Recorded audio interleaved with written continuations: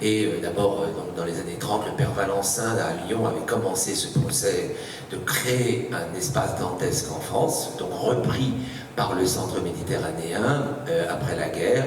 Et puis, il avait connu ce premier élan, une suspension avec la mort d'André Pézard.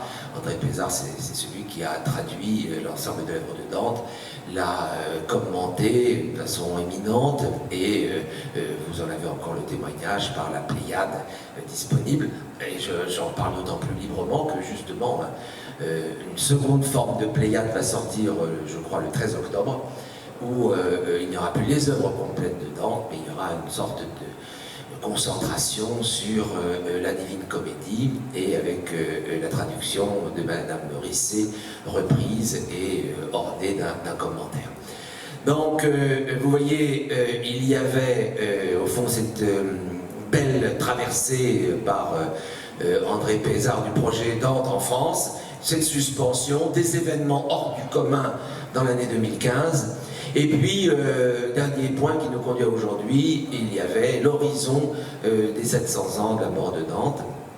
Alors cet horizon, c'était 2021, c'était de 2015 à 2021, être digne d'un relais, parce qu'il faut que vous compreniez que la France avait fait en 1965, c'est-à-dire pour l'anniversaire de la naissance de Dante, avait fait une apparition fugace mais intense, puisque non seulement Pézard, qui à l'époque était au centre du savoir dantesque européen, mais Étienne Gilson ont été présents aux célébrations de 1965. Gilson, c'était qui? C'était le grand spécialiste de la philosophie médiévale qui s'attachait à Dante.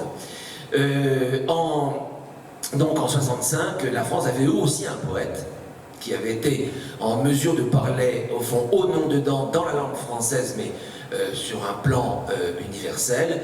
Et ce poète, c'était le prix Nobel de poésie St. John Perse, qui a écrit un pour Dante admirable, que on trouve encore d'ailleurs dans les éditions de la Pléiade, de ses œuvres complètes. Donc la France avait été très très présente en 1965 par ce trio Pézard, Gilson et St. John Perse. Et l'élan que nous avions pris en 2015 consistait à porter en avant, bien sûr, non pas remplacer des auteurs de cette intensité et de cette importance, mais au moins de transmettre cette flamme à ceux qui peut-être fêteront 2065. Peut-être qu'il n'y a pas beaucoup de gens dans cette salle qui connaîtront 2065, en tout cas pas moi, mais c'est notre tradition que de faire le relais, une sorte de course de relais, à travers les siècles pour témoigner de l'importance du fait dantesque. J'ajouterais pour finir, mais ça tout le monde le sait, c'est que l'ampleur des célébrations auxquelles nous étions attachés a connu un freinage malheureusement pathétique avec la pandémie, et que beaucoup de choses qui ont été prévues n'ont pas pu se réaliser, ou se sont réalisées d'une façon plus misérable par l'intermédiaire des communications à distance et des Zooms se sont imposés tous les chercheurs.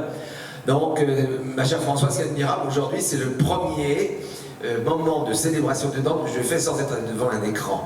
Donc, vous voyez, il fallait que ce soit à Bastia. Il fallait que ce soit à Bastia. La Corse nous tend la main, et j'ose même parler sans masque. Je vais monter sur la scène sans masque. Vous vous rendez compte toutes les transgressions que je suis en train d'accomplir.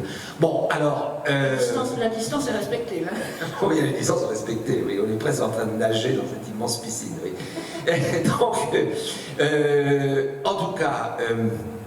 revenons sur l'idée que, au fond, on a connu un Dante confiné. Maintenant, on commence un Dante ouvert. Et les spécialistes dans la salle savent bien que beaucoup de choses qui devaient être en 2021, en fait, vont se faire en 2022. Bon, vous comprenez bien que sur 700 ans, 2 jours, 2 ans, 2 minutes, ce ne sont pas des mesures tout à fait proportionnées à la pérennité de Dante.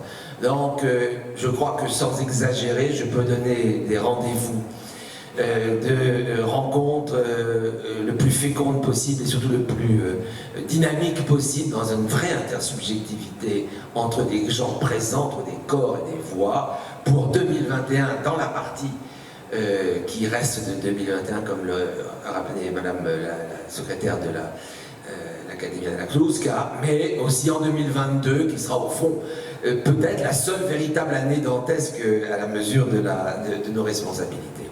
Oui, Madame la Présidente, Madame la Préfète, Monsieur le Président, Mesdames et Messieurs, salut à toutes et à toutes, bonjour à toutes et à tous, je vous prie d'abord de m'excuser pour mon retard dû à un incident mécanique, mais je tenais beaucoup à être ici avec vous ce matin, vous le savez, Françoise.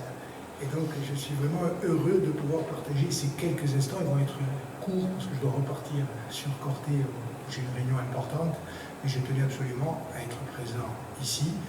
D'abord, pour accueillir nos éminents invités et les remercier chaleureusement de leur présence et de leur participation. Ensuite, bien sûr, pour vous dire à toutes et à tous combien je suis heureux à titre personnel, mais au-delà de ma personne, représenter l'institution, la collectivité de Corse, ce matin, parce que c'est un rendez-vous qui a été décalé, qui se présente sous des formes inattendues qu'en fait la pandémie, mais c'est un rendez-vous auquel nous avons beaucoup pensé et rêvé. Je vois dans la salle beaucoup d'acteurs importants, d'actrices importants de la culture en Corse, donc en quelques mots, parce que je sais que l'essentiel du moment de ce matin, c'est de s'abreuver de tout ce que nous allons apprendre sur Dante et vous dire pourquoi il était important pour la collectivité de Corse d'être impliqué dans l'organisation de ce colloque et au-delà du colloque, je dirais, dans l'ensemble des manifestations consacrées à 700e anniversaire de la mort de Dante, 700e et des poussières anniversaire de la mort de Dante. Donc je pense qu'il y a une triple raison. Première raison, parce que Dante est un poète, auteur immense, un auteur continent, que l'on découvre de pièce en pièce, de moment en moment, avec en arrière-plan une histoire puissante, et que donc par lui-même et pour lui-même, il est déjà légitime que l'on y consacre quelquefois toute une vie. Première raison.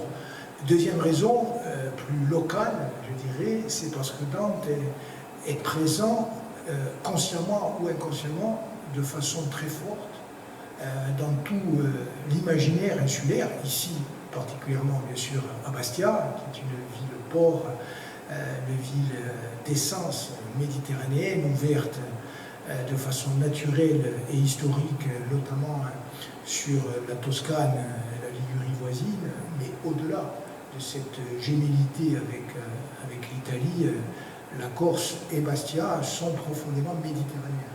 Et Dante est aussi un auteur à la fois universel et méditerranéen. Et c'était important pour nous de redécouvrir les traces de cette culture quelquefois oubliée, mais qui continue d'affleurer, y compris dans les comportements du quotidien. Je pense par exemple à cet exemple souvent cité de ces bergers corses, souvent illettrés, n'étant pas allés à l'école ou l'ayant quitté très jeune, et qui déclamaient de mémoire des vers entiers, des poèmes entiers de Dante. Donc une culture qui continue d'être extrêmement présente, mais même si nous n'en sommes pas directement conscients. Troisième et dernière raison, plus générale cette fois-ci, pour se relier une fois encore à l'universel, dans ces moments troublés que nous vivons, ces moments d'incertitude, d'anxiété, de grande anxiété quelquefois sur où allons-nous collectivement, où va ce monde, où va cette société globale, faite d'éclats de colère, d'exclusion, de doute, de guerre, de conflit, de repli sur soi. Je pense que la culture, nous pensons toutes et tous que la culture est sans doute le moyen le plus certain et le plus direct de relier les époques et de relier les femmes et les hommes qui vivent dans le monde d'aujourd'hui, dans le monde de demain. Donc c'était important pour ces trois raisons que nous puissions, nous, collectivité de Corse, aller chercher d'autres partenaires, bien sûr la ville de Bastia par exemple, mais aussi celles et ceux qui au quotidien réfléchissent sur l'héritage dantesque, le font vivre et s'emploient à le transmettre. Et donc, je crois qu'on est tout à fait dans notre rôle de créer les conditions pour que vous puissiez parler, réfléchir, nous instruire. Alors, la salle est grande, la distanciation sociale est strictement respectée, c'est pour ça qu'on a demandé à beaucoup de monde de ne pas venir. Mais je crois que la qualité est au rendez-vous, ça c'est le premier point. Deuxième point, par la diversité des rendez-vous qui sont organisés à l'occasion de cette manifestation, qui s'étend sur plusieurs mois, je pense que ce sera autant de jalons très importants.